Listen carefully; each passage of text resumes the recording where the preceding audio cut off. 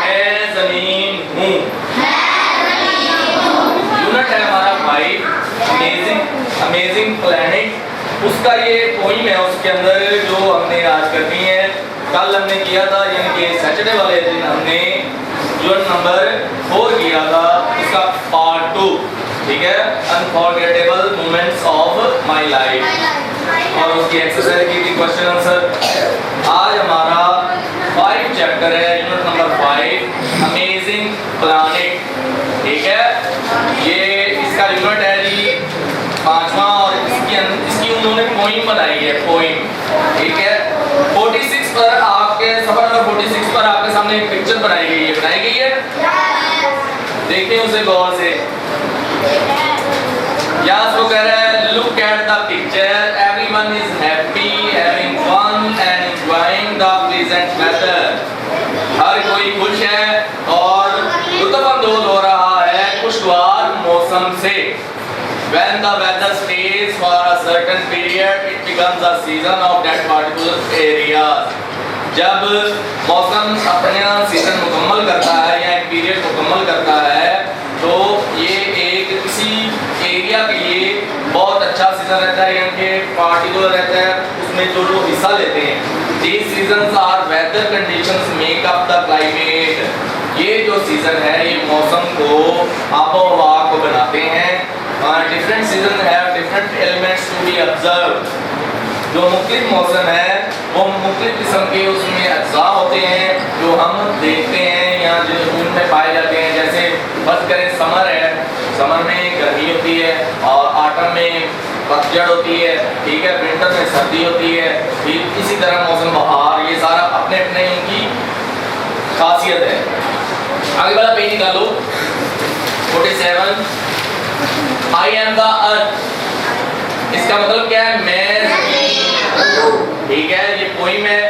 I am the earth and I am your home, मैं जमीन हूँ और मैं आपका घर हूँ। बट यू डिस्ट्रॉय, लेकिन आप तबाह कर रहे हो, my skin and my bone.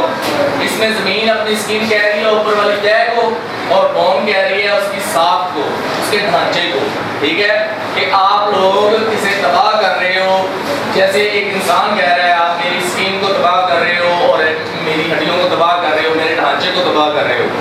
इसी तरह जमीन अपने आप को मुखातिब करके आपको कह रही है, बट आई फॉरगिव, लेकिन मैं आपको माफ कर देती हूँ, एंड आई फॉरगेट, और मैं भूल जाती हूँ, छोड़ देती हूँ, एंड लेट यू अलाइव, फिर भी मैं आपको यहाँ रहने की इजाज़त देती हूँ, बट आई रिग्रेट, लेकिन मुझे अफसोस होता है। डू यू रियलाइज, क्या आपको इस बात का एहसास है? I am your only hope, मैं आपकी, सिर्फ आपकी मैं ही एक उम्मीद हूँ। So don't stand around and mock, इसलिए अफसरदा खड़े ना हो।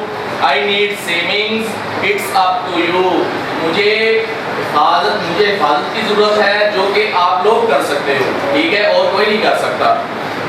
This is what I need you to do, और जो मेरी जरूरत है वो आप पूरी कर सकते हो।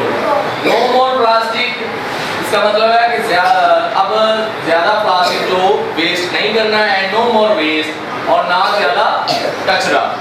Because I am fading at a fast pace, क्योंकि मैं बहुत ज्यादा जल्दी से मुरझा रही हूँ, फैड हो रही हूँ, डल हो रही हूँ, धुंधली हो रही हूँ, ठीक है। Because I am fading at a fast pace, I need love, मुझे मोहब्बत की ज़रूरत है, एंड आई नीड केयर, और मुझे ख्याल की ज़रूरत है। Because you are protecting my air, क्योंकि आप लोग मेरी हवा को, आपको हवा को लुटा कर रहे हो। ठीक, ये समझ आ गई पॉइंट की?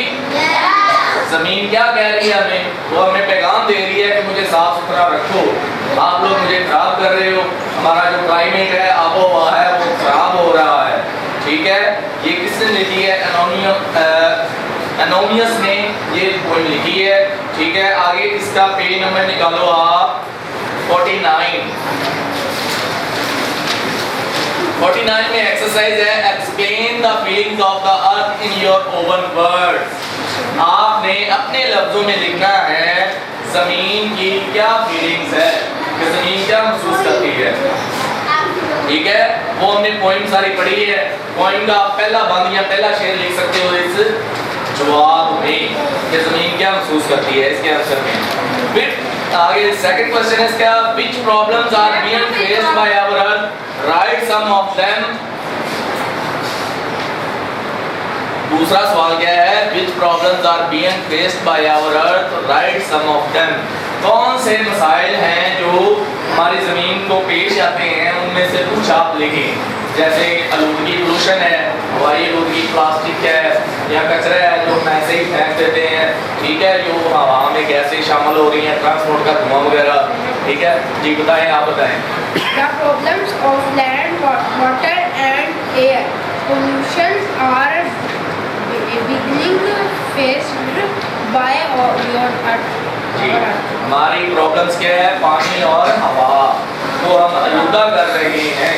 इसका मतलब ये है कि पानी और हवा को हम आलूदा कर रहे हैं, ये इसका ज़मीन को फेस करना चाहता है, ये वाली प्रॉब्लम। आगे तीसरा सवाल है, how can we keep our environment clean, discuss. इसके बारे में डिस्कस करें कि हम अपनी एनवायरनमेंट को, अपने माहौल को क्लीन, साफ सुथरा कैसे रख सकते हैं।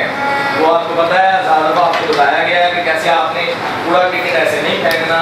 ठीक है, उसको साफ जगह पर रखना है, यानी कि जो कूड़ादान है उसमें रखना है। ठीक है, गंदे पानी को आपने नहरों में, नदी नालों में नहीं डालना ताकि वो पानी सेफ रहे। ठीक है, इसी तरह जो दरख्त लगा रहे हैं, जंगलात यानी कि प्लांटिंग करनी है, जिसकी वजह से आबो हवा साफ रह सकती है। ठीक है, ये आपकी एक्सरसाइज भी हो गई है और ये आपका यूनिट भी हो गया, यूनिट नंबर 5। ये पोइम आपने इसकी रीडिंग भी लिखनी है और क्वेश्चन आंसर भी लिखने हैं। उसके बाद आगे इस सबक में, इस पोइम में जो हमारे वर्ड्स मीनिंग है, ठीक है, वर्ड्स मीनिंग जो इस्तेमाल हुए हैं, डिस्ट्रॉय आपने पहले भी पढ़ा है, इसका मतलब क्या है, स्किन, जिल्द, bone, forgive, forget, realize, hope, hope, fading, मुरझाना या धुंधला होना। ये हमने पिछले सबक में भी हमने एक गाने वाला पढ़ा था। आगे फ्लोटिंग, आलूदा, फ्लोटिंग, जी शाबाश, ये लिखें, थैंक यू।